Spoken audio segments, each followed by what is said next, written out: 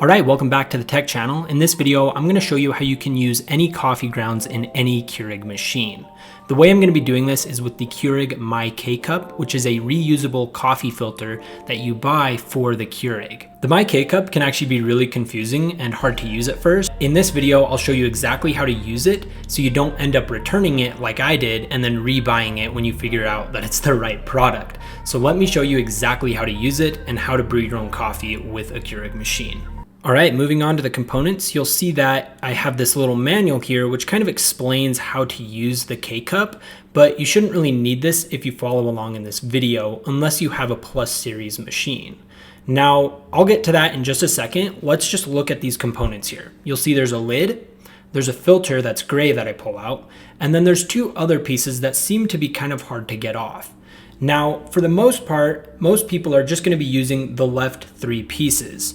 You might need to use that bottom circular piece, which is the Plus Series adapter. You're going to want to use that if you have a Plus Series Keurig machine, but in this video, I use a normal kmini, so we will be ignoring that far right piece and using the three on the left. All right, so the next step is taking out the existing K-Cup housing.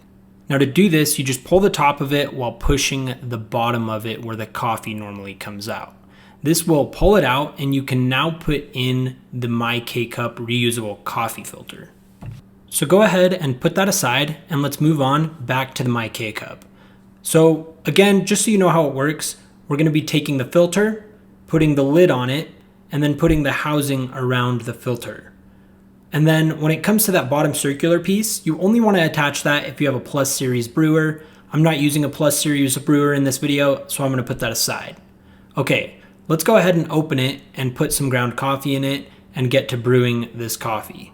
Now what I usually do is I'll just put in 2 tablespoons of coffee, or sometimes I'll just pour it in. You'll see here that I tried pouring it in and I forgot that I had a tablespoon in there, so that kind of came out with it. But point is, you want to get around 2 tablespoons inside of that filter. It can fit about 3. And that's where the lines come in. There's 2 lines in the filter itself that kind of indicate how strong you want your coffee to be or what size. And that all kind of just depends on what you want. Go ahead and fill it up to what you want. And we're ready to put the top back onto the filter and then put the housing underneath it like I do right here. And then we're ready to kind of put it inside of the Keurig where our old housing belonged. You also want to put the cap on correctly. You'll see that there's a little lock icon. You want to put it on with the unlock icon lined up with the housing, and then you kind of just want to twist it so that it's locked.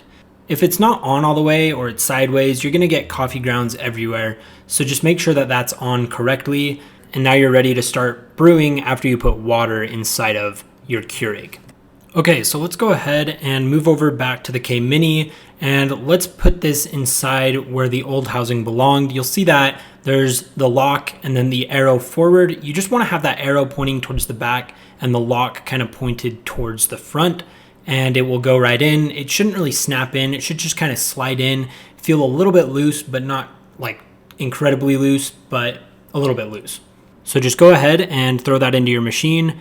And let's flip back to the back of the Keurig where we're going to pour in some water.